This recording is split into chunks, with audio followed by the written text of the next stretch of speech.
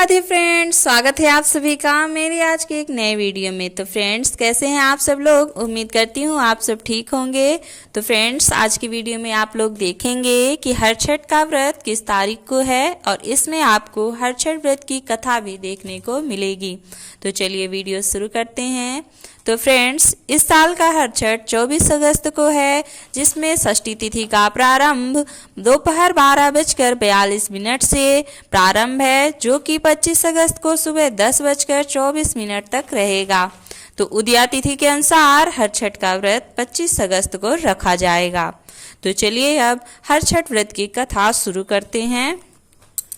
एक बार राजा युधिष्ठिर ने भगवान श्री कृष्ण से अत्यंत शोक संतप्त भाव से कहा, हे देवकी नंदन सुभद्रा अपने पुत्र अभिमन्यु के मरणोपरांत शोक संतप्त है। वह अभिमन्यु की भार्या उत्तरा के गर्भ की संतान भी ब्रह्मास्त्र के तेज से दग्ध हो रही है, क्योंकि दुष्ट अश्वत्थामा ने गर्भ को निस्तेज कर दिया। द्रौपदी भी अपने 5 पुत्रों के मारे जाने से अति दुखी है। अतः इस महादुख से उत्थान हेतु कोई उपाय बताएं। तब श्री कृष्ण जी ने कहा, राजन, यदि उत्तरा मेरे बताए इस अपूर्व व्रत को करे तो गर्भ का निस्तेज शिशु पुनर्जीवित हो जाएगा। यह व्रत जो भाद्रपद की कृष्ण पक्ष की षष्ठी पर भगवान शिव, पार्वती, गणेश व स्वामी कार्तिकेय की विधि विधान द्वारा पूजन पुत्र पौत्र की अल्पायु व शोक के महादुख से मुक्ति प्रदाता है। इस व्रत के संदर्भ में श्री कृष्ण ने राजा युधिष्ठिर को कथा बतलाते हैं कि पूर्व काल में सुभद्र नाम का राजा था, जिनकी रानी का नाम सुवर्णा था।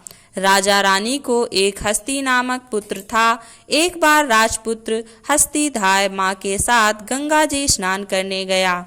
बाल स्वभावश हस्ती जल में खेलने लगा। तभी एक ग्राह ने उसे खींचते हुए जल के अंदर ले गया।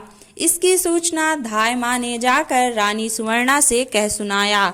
इस पर रानी ने क्रोधावश धाय के पुत्र को धधकते हुए आग में डाल दिया। पुत्र शोक से व्याकुल धाय माँ निर्जन वन को चली गई और वन में एक सुनसान मंदिर के पास रहने लगी। वन में सूखा तृण, धान्य, महुआ आदि जो मिलता खाती और मंदिर में विराजित शिव, पार्वती, गणेश जी की पूजन कर दिन व्यतीत करने लगी।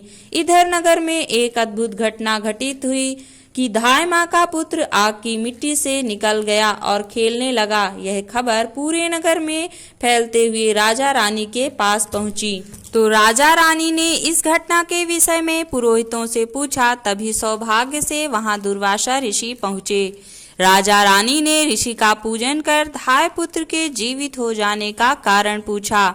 तो दुर्वासा जी ने कहा कि राजन, आपके डर से धाय जंगल में एकांत होकर व्रत की, यह सब उसी व्रत का प्रभाव है। अब राजा रानी सभी नगरवासियों के साथ दुर्वासा जी की अगुवाई में उस जंगल में धाय के पास उस व्रत के विषय में अधिक जानकारी लेने पहुँचे। तब धाय माँ ने कहा कि राजन, मैं पुत्र शोक से दुखित कर यहाँ रहने लगी और यहाँ व्रत ग्रहण कर भगवान शिव, पार्वती, गणेश जी व स्वामी कार्तिकेय का पूजन कर सूखा तृण, धान्य, महुआ आदि खाकर रहने लगी।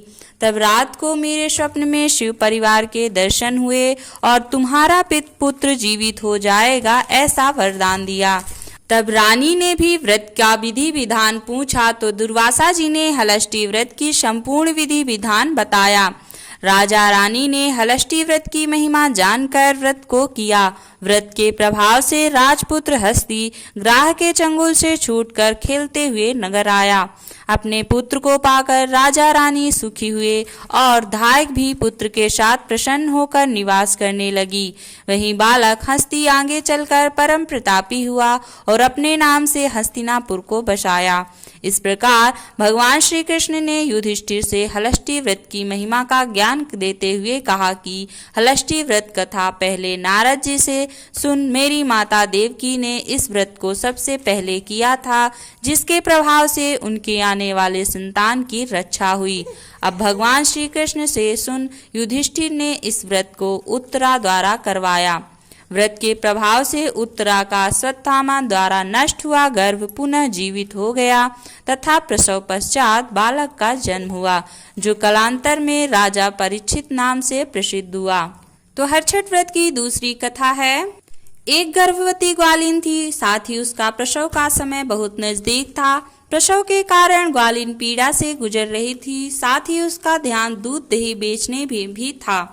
ऐसा इसलिए क्योंकि समय पर दूध दही अगर नहीं बिकता था तो वह खराब हो जाते हैं। इसी कारण ग्वालिन प्रसव के पीड़ा से गुजरने के बावजूद अपना दूध दही बेचने को जाती है। दूध दही बेचने जाते हुए रास्ते में अत्यधिक ग्वालिन को दर्द या प्रसव पीड़ा होने लगती है। ऐसे समय में छरबेरी की ओट पर सहारा लेकर ग्वालिन ने एक शिशु को जन्म दिया। बच्चे को ग्वालिन छरबेरी के पेड़ के पास छोड़कर अपना दूध दही बेचने निकल गई। लेकिन संयोग ऐसा था कि जिस दिन ग्वालिन ने शिशु को जन्म दिया उसी दिन हलष्टी हरछठ था। ग्वालिन ने गाय और भैंस का दूध मिला दिया। उसके बाद जिस गांव में दूध बेचने गई थी उनसे यही कहा कि भैंस का दूध है। इस तरह से ग्वालिन ने मिलावट वाले दूध को भैंस का दूध बताकर बेच दिया। छरबेरी के पेड़ के पास ग्वालिन का बच्चा जो अकेला था, वहीं पर पास में एक किसान अपना खेत हल से जोत रहा था।